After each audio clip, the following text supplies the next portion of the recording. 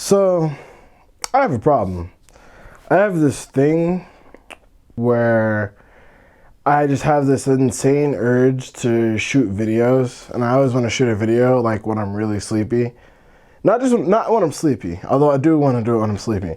But I always want to shoot a video right before I'm supposed to go to sleep. Like literally I'll have this amazing idea for a video, and I'll be like within like 30 minutes of my like, yo, you need to get to sleep so you can like not be dead at work. I swear it happens every time. It's terrible.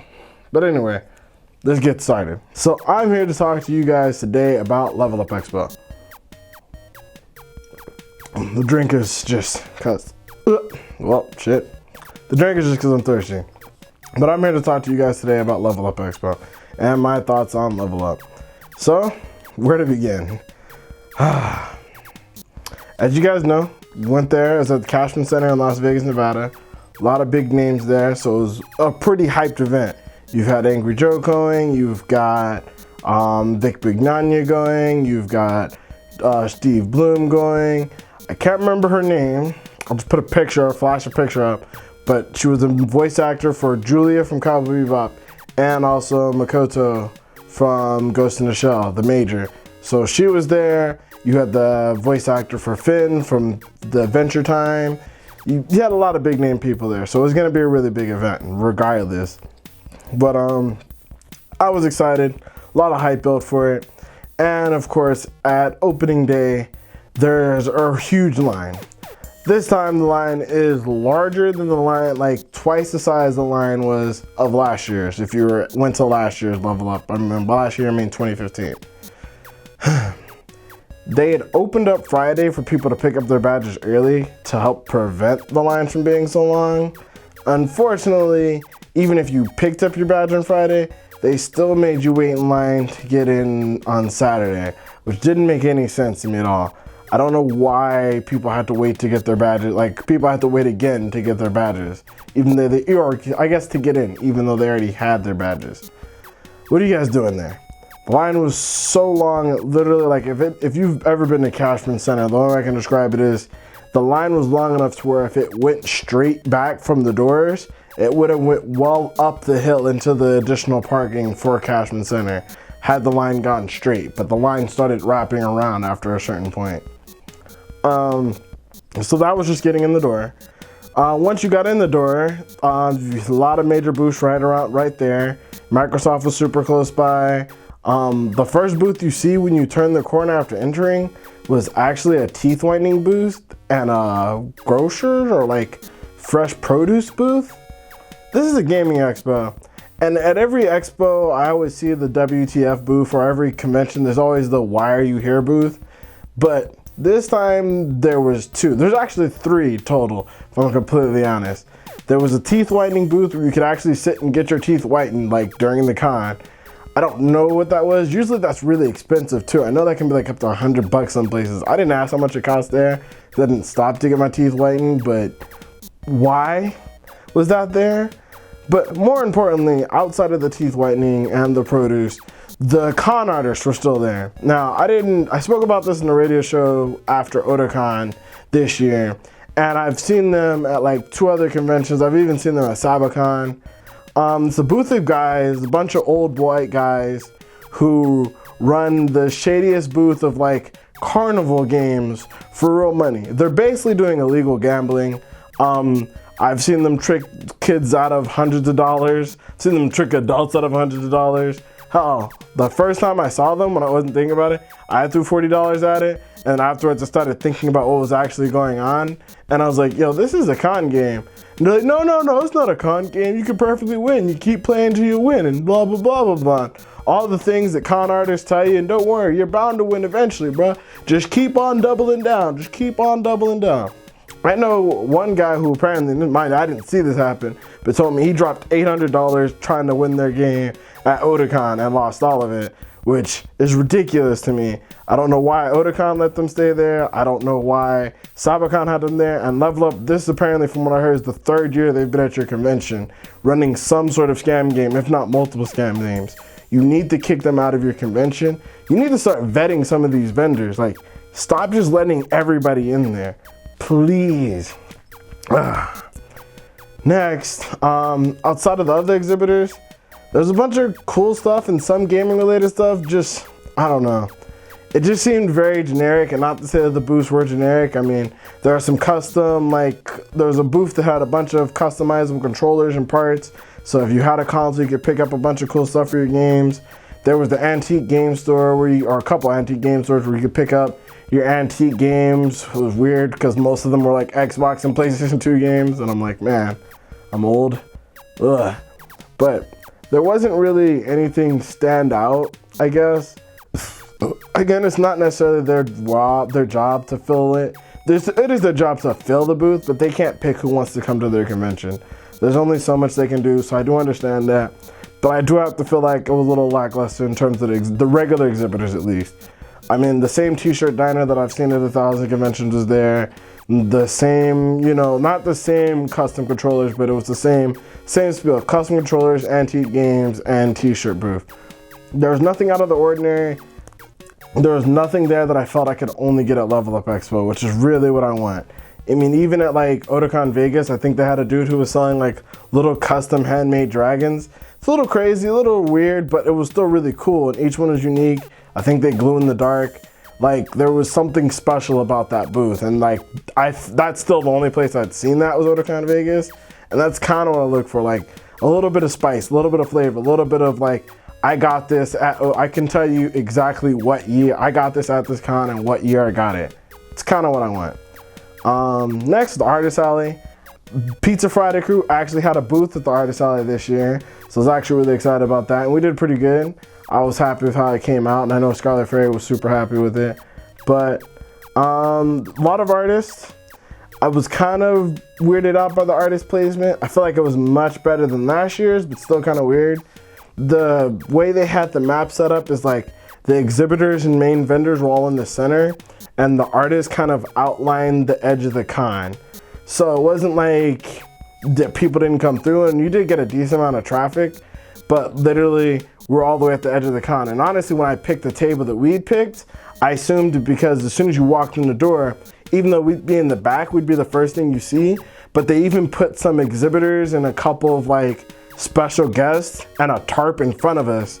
So you literally had to walk through the exhibitors and then walk behind like a little black tarp right over with some other exhibitors to see our booth, which kind of frustrated me.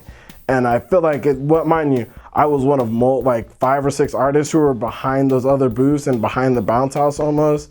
So it was kind of frustrating where we were placed, but hey, them's the breaks. What are you gonna do? Outside of that, tournaments were cool. You had a 5,000 pot Super Smash Bros. 4 tournament. As you guys know, I'm not a huge fan of Smash 4. It was a cool game, but they did get VG Bootcamp to like cast it, so they had some great ATOs for it, and they had some great casters for it. So I'm sure it was a great event. I heard that at least in Smash singles, 10 guys from Vegas Smash made it, so I'm happy a bunch of guys from Vegas Smash came out to represent Vegas, know what I mean? Hearthstone had a tournament, and actually a good friend of mine actually got 3rd place in that one, but Hearthstone had a tournament with a $2,500 pot, and Mayonaka, or All Fiction, if you guys ever watched the Pizza Friday podcast, he was in it. He did really well. The tournament was kind of in shambles because the guys running the tournaments didn't update they didn't install Hearthstone before starting this tournament, which makes absolutely no sense to me. How are you going to have a tournament with $2,500 in the bank for this tournament, but not install the game before the tournament begins? That makes absolutely no sense to me. Then on top of that, the NVIDIA, the graphics card drivers weren't ready for them either, so the graphics cards had to be updated. So basically, instead of the tournament being run on Saturday, it had to be run on Sunday because nothing was ready for the tournament. I don't know who's running these tournaments or who's behind the scenes or who's in charge, but at the end of the day, to put it plain and simple, if you're doing a tournament, if you need this game, someone should dry run these games before the tournament happens. Someone should try them to make sure everything's working. There's no excuse for multiple occasions. I'm not saying this is on Lvlup, but you were sponsoring these people or hosting this tournament. There's no excuse for multiple times for a big game to be announced, for there to be that large of a pot for a tournament. I think there was over 50 or 60 competitors, and had the machines not be ready for the competitors to compete. That makes no sense. But on the bright side, they had way more room. They opened up an entirely new section in Cashman Center. So there's an entire section just dedicated to fighting games and the tournaments. So for Smash Bros, for DDR, for Hearthstone, there was a whole new section of the con, and that whole section was dedicated to gaming. So I'm so happy that there was so much more of a gaming presence at this convention, because if I'm honest, it had been kind of lackluster in the previous two. So I'm happy to see that. One last word on tournaments. Nintendo's Super Smash Bros. 4, not mind this tournament wasn't sponsored by Nintendo, but Nintendo's tournament had a pot of $5,000. Blizzard PC game Hearthstone tournament had a pot of $2,500. PlayStation, the Sony game and PC, but the Sony PlayStation exclusive Street Fighter V had a tournament. Only had about, I think, 30 or so competitors, but still had a pot of $500. The Halo tournament, which was held by Microsoft and sponsored by Microsoft and ran by Microsoft, only had a pot of $0. Now, admittedly, the other tournaments all had a buy-in of, I think, about $5 or $10. The Microsoft tournament was free for anyone at the convention, but there were no prize pot for the people competing in this tournament. And I think the only prize you actually got was like a controller bag and a Halo figurine. Not saying that that's terrible, but it's just kind of like when you've got Smash Bros. With a $5,000 pot, you've got Street Fighter 4 with a $500 pot, and you've got Halo giving out like basically novelty swag. It just seems bad. Like, your competition is literally right next to you. You're actually there, and yet you guys don't have anything to give the people competing. That's just ridiculous. I don't know what you guys should do about that. I don't know what you guys could do about that. But if there's going to be a Halo tournament, especially with Halo 5 being a big game, and even Call of Duty, I think, had a similar prize. If there's going to be a big game, like your game is going to be there and you're going to have a tournament, you should have a prize pool to match that tournament. I know a lot of people who came to the convention only for the Halo tournament. So for there to be no prize is kind of a letdown, personally at least. Next thing was the panels. This is probably the last thing I really have to say about it before I just get to my own personal experience. I only went to one panel. That's because the voice actor panel was cool, but it was a Q&A, and all it was just people asking them about who they're like. The voice actor Q&A panels, I think, could be good, but they just never are, because fans just ask them questions about the characters. Sometimes they ask them questions about themselves. It always seems to be like one voice actor that everyone likes more than the other, which I hate when they do voice actor Q&As together, especially when they do voice actor Q&As together, because then like one person gets 1,000 questions. In this case, it was Steve Bloom, and the other person gets like asked next to nothing, or like they sometimes get included in the other person's questions so that they don't feel like they're left out. It just, I don't want to say it's cringeworthy, it's just kind of a slog, and I didn't go to that. I went there for a little while, recorded a little bit, and then left. There was a Homestuck panel, not big on Homestuck, skipped it. Tokyo Ghoul panel, not big on Tokyo Ghoul, so I skipped it. I think there's a Dragon Age panel, which is like the only gaming panel I really saw. Again, not super big on Dragon Age, pretty big in gaming, not big on Dragon Age, so I skipped it. And then I went to the Jim and Them panel. So the Jim and Them panel was interesting because admittedly, I only went because I was told that they were going to be giving away $10,000 in the panel, and I was like, I want to see this. I want to see how it goes. This will be interesting, and who knows, maybe I'll win 10 grand. Not going to be mad at that. Go through the panel. It's pretty much just like a bunch of guys. I think they have a radio show, kind of goofing off, drinking, sharing stories. I enjoyed that. It was pretty cool. You hear some cool stories. Most of the cool stuff came from the people in the audience, not so much the guys on stage. Not that they weren't bad guys. They were pretty cool and pretty funny themselves too. I will kind of salty that one of the guys decided to spoil something about Uncharted 4 just because he wanted to talk about Uncharted 4, even though it literally came out not even 4 days ago. And I had to be the guy in the audience who's like, hey, do you guys want to know anything else about Uncharted 4? And I was like, hey, how about you shut the fuck up? How about that? Hey, does that sound good? I had to. I hadn't played the game yet. I was waiting until after to kind of play the game. And for someone to say anything about it so soon after it launching, really frustrating. Really frustrating. But getting back to the point, The panel was people sharing cool stories. Wasn't too big a deal. They went from saying they're giving away $10,000 to telling people, hey guys, we're going to give 10 people $1,000. We're like, cool, whatever. That's cool. Panel went on. Wasn't a big deal. And then at the end of the panel, they decided to give nobody no money, tell everyone that it was a scam and it was just a joke to fill the room because they invited a wrestler out, cool guy, so they could slam someone through a table and crack 2 fake glass bottles on the other guy's heads for a cool skit at the end. Apparently their reasoning was they wanted everybody to be there for the cool skit at the end, and they're spending a lot of money on the fake table and the fake bottles and getting the wrestler there. So they lied and said there was $10,000 to make sure that a lot of people came. Mind you, the room still wasn't packed, and probably because the room, everyone knew it was probably bullshit. And it was. And I get why they lied. Like, mind you, hey, $10,000, it's an easy way to fill the room. But at the same time, if I see Jim and them again on a panel, I'm probably not going to show up to it because they're probably just going to be full of shit. I didn't follow their radio show or whatever podcast they have because of it. I didn't follow anything they do because of it. All I did was show up and get pissed off that there was no $10,000. Even if I didn't win, I would have been cool. Because like, cool, someone got $10,000. That's dope. But you legitimately just lied to get people in a room, which is cool. But I mean, I'll pass. Thank you. Lastly, the one panel was really good, and I wish I'd been there for all of it, but didn't, was Angry Joe's panel.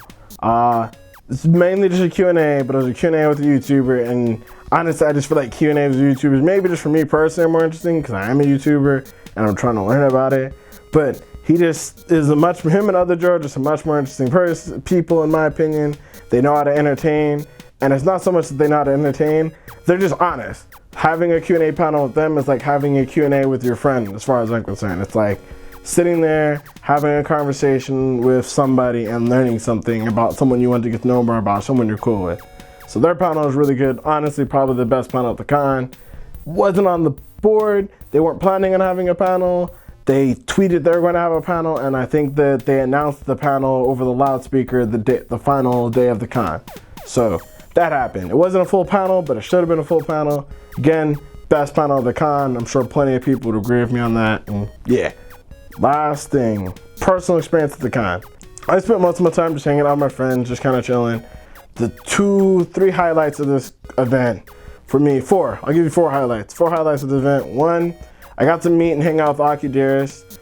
I actually filmed her a long time ago at a couple different conventions, but I think the first one I really remember, if it wasn't Otakon, was probably Lvlup last year, because she did the Markiplier skit, and that was really cool. And I think the next day she did like a sushi stand cosplay that was pretty cool.